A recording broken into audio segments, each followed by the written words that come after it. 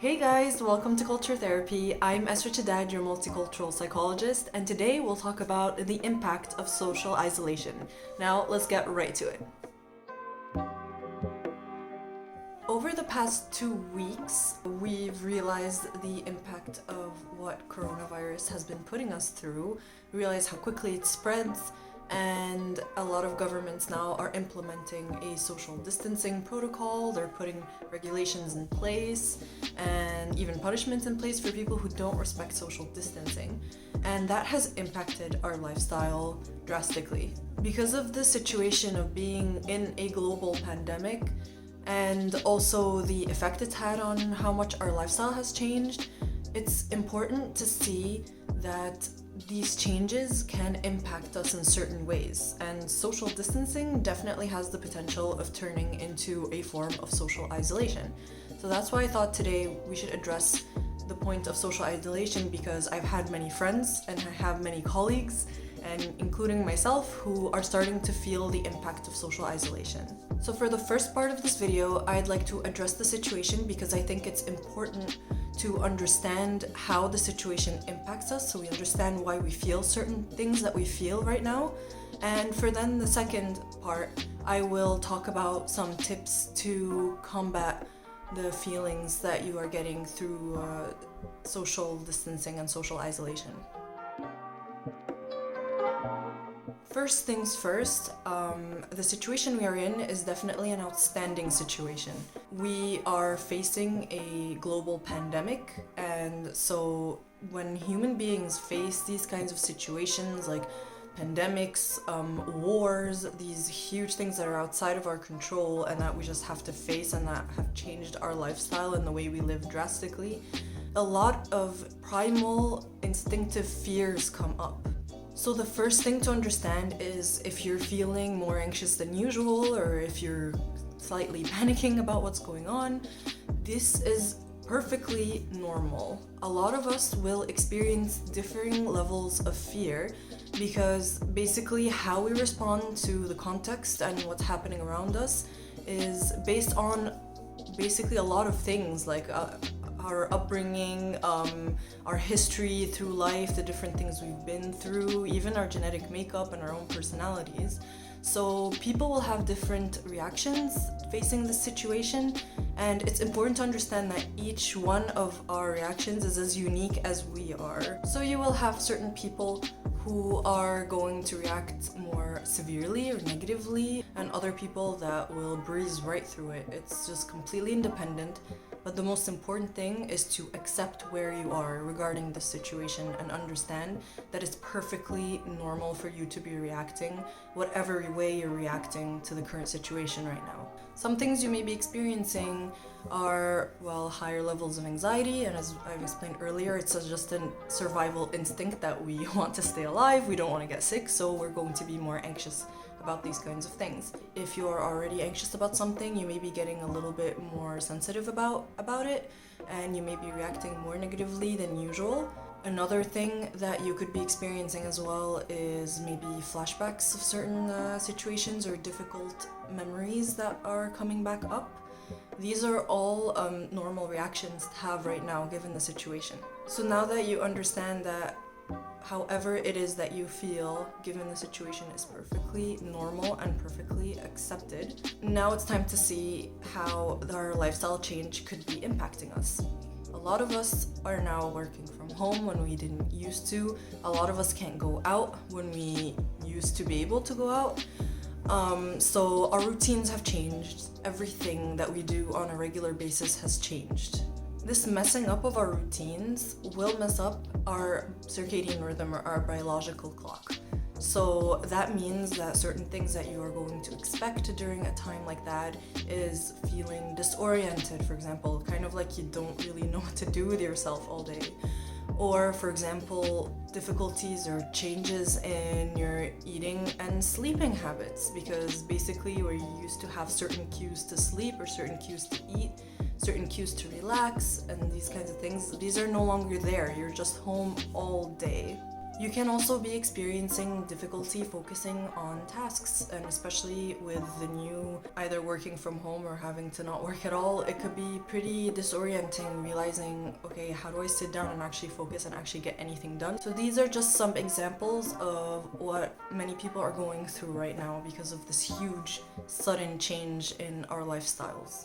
So these new emotions and new difficulties regarding all of the change that we're going through, as you can see, are experienced by many people. We as therapists consider these to be perfectly normal reactions to what's going on. And I do want to address the main thing that I wanted to talk about in this video, which is social isolation, because our lifestyle and the way it is right now has the potential to be really isolating for certain people. And so I'd like to address this now, and I'm going to be sharing with you tips about how to get away from the impact of social isolation, how to remedy it basically. So the first thing that I advise that you do, if you can do it, is to try not to be alone during this time of social isolation. Government officials keep coming up on the podium and saying that they're going to prolong the time where we're socially isolated. So if you think you're going to be seeing people anytime soon, that's probably not going to happen. So maybe you should start thinking about how you could join family members and how you could just not be alone right now if you can. Of course, not all of us have that option. I am from a group of expats, for example. I'm lucky to have my husband be with me at home, but there are a lot of expats that have left home, left their families, and that no longer have the option of being able to take a plane back, either because it's going to risk them or their family, or there are just simply no flights back, or they're not sure if they're going to be able to leave their home country and go back to work. There are too many circumstances that are not very known, so a lot of us don't have the option of being able to do that and to be able to be with someone during this isolating time. What I advise you to do instead, if that is your case, is to try to be with someone virtually. Set up some Skype meets with friends or things like that. Very recently, actually, one of my friends in Switzerland had her birthday, and we were able to all gather, friends here, like me, I'm here in the Netherlands, and people in Switzerland, and we all gathered on an online conferencing platform basically to just celebrate her birthday with her and just be there with her. It really helped, ease a little bit of that sense of isolation, because we could just see each other's faces and talk to each other, and it helped a lot. So I do advise that you do something like this. It could seem silly right now because you may not necessarily be used to it, but I guess it's time right now to just get used to a different way of being able to connect with people. What I do not advise that you do, however, is try to drown the feelings of loneliness by doing a series of mindless solitary activities like scrolling through Facebook and binge watching series. All of these things are not going to help you feel less lonely, and actually ignoring your emotions is not the right way to process emotions and figure out what to do about them and actually address them. You are much better off, and it is much more psychologically healthy to address these emotions and actually take actions that will satisfy your need for human contact instead of trying to push it away or distract yourself from it. That goes for both introverts and extroverts, because we are social animals at the end of the day, and there is such a thing as too little human contact. So please be aware of that. If you are starting to feel really lonely and you really need to talk to people, then do it in any way that you can, as long as you stay safe and you do it responsibly. The next point that I'd like to address as a tip for you guys are certain solitary activities that you can do. So I did say in my first point that I don't advise mindless solitary activities for you to drown out your loneliness, but what I do advise as a solitary activity, and that actually has been recommended by a lot of my introverted friends, is meditation, journaling. Basically, you can take that time and this opportunity to rediscover yourself, rediscover certain goals you had to put to the side because of commute time or because of other outdoor obligations. You know, there's so much that you can actually do that is solitary, that is very mindful, that gets you back in touch with yourself. And that's a very healthy way of going and spending time that you're going to have to spend by yourself.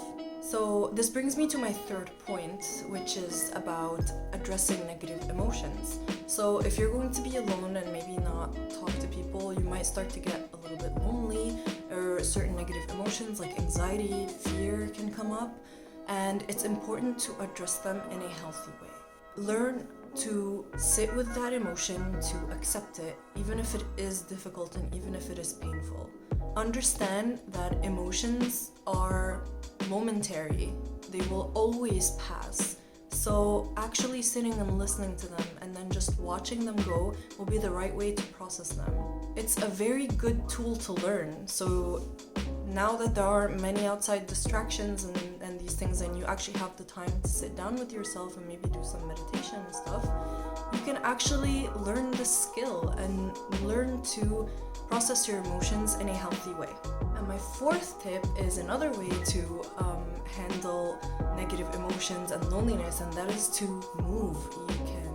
You can do yoga, you can stretch. Basically, it's good to be able to move your body because that reduces feelings of anxiety, and that actually helps put your body in a good rhythm as well for itself. So maintaining a healthy habit like that is pretty important for feeling better.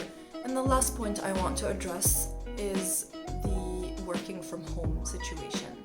The first thing that I would advise that you do is, if you're working from home, to set aside a specific space in your home that is just for work. If your home is too small for that, try to take a corner of a table somewhere. And if you are lucky to be able to have a second room available that you could redress to be more of an office for you, then do that. I highly recommend that. The second aspect of that is your routine. And I recommend that you keep up with the exact same routine as much as possible every day that involves work. So I work from home. I always have worked from home in my career because I run an online clinic. So for me, I've kind of had the time to perfect the routine to working from home. And I have many tips and many things that I could share with you guys. If you do need me to make another video that specifically addresses working from home, and I can share with you guys my routine and everything that I do to make sure that I have a good work day, then I will gladly do that. But so far, like for this video, I would like to just tell you that these tips have definitely helped me. Having a specific space to do the work, so that when I exit the space, I have left all of my work at that space, and then I can actually disconnect from work.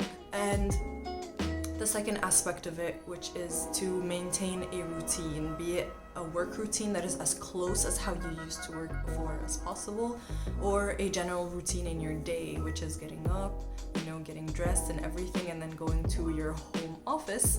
This kind of routine setting is going to be very helpful to help you get tasks done, get focused, and be able to work from home in a healthy way. Maintaining a good work routine helps you reduce the impact of social isolation, in the sense that it keeps you kind of focused on a task where you could feel accomplished about yourself. So social isolation has an impact on the person, not only in how they relate to others, like you feel lonely and you need other people, but also you kind of lose a little bit of a sense of yourself, because we always need that other to relate to ourselves. And then when you're suddenly alone, when you have to do all of these changes by yourself and go through them by yourself, then it's important that these changes, you make them as smooth for yourself as possible.